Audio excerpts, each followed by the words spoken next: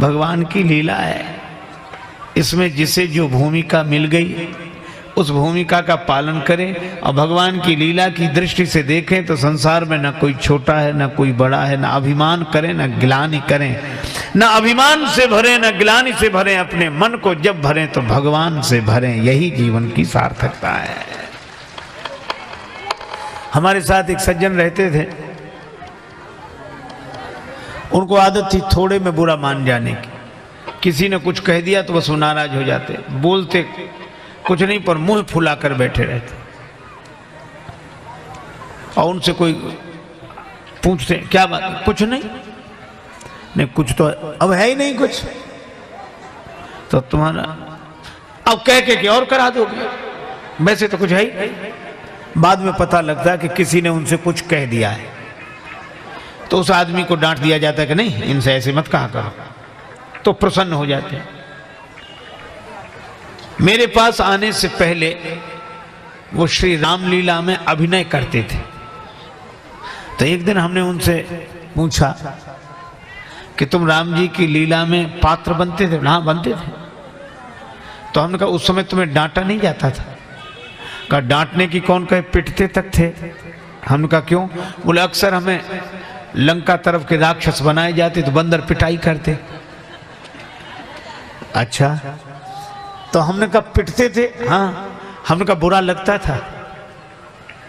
राम जी की लीला में पात्र बनकर जब तुम पिटते थे तो बुरा लगता था?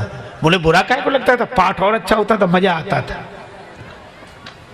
तो हमने कहा कि अब ये सोचो कि उस समय पिटने तक में बुरा नहीं लगता था और आज जरा सी बात कोई कह दे तो बुरा लग जाता है। अब बुरा क्यों लग रहा है और उस समय पिटने तक में बुरा नहीं लगता था? तो उन्होंने कहा कि वो राम जी की लीला है, वो रामलीला थी। हमने कहा बस यही अंतर है, ये बुरा लगना उसी दिन बंद हो जाएगा जिस दिन इस जगत व्यवहार को भी राम जी की लीला समझ लोगे, फिर लगने लगे। देखो भगवान की लीला में भला बुरा नहीं लगता, अभिमान की दुनिया में भला बुरा लगता है।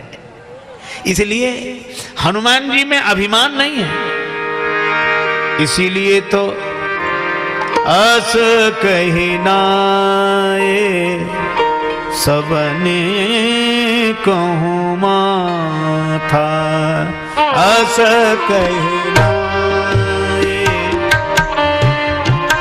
माथा, अस कही नाए,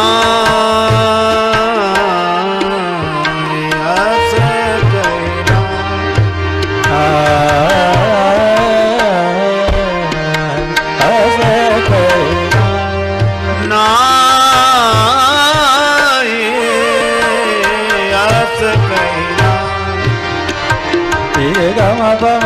गरे दरे नि दा नि दा से गया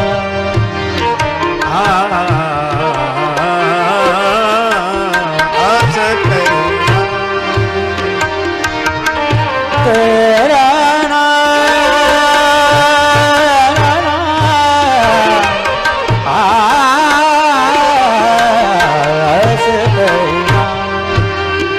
अस कहना ये सबन कहूँ माथा, अस कहना, अस कहना, अस कहना।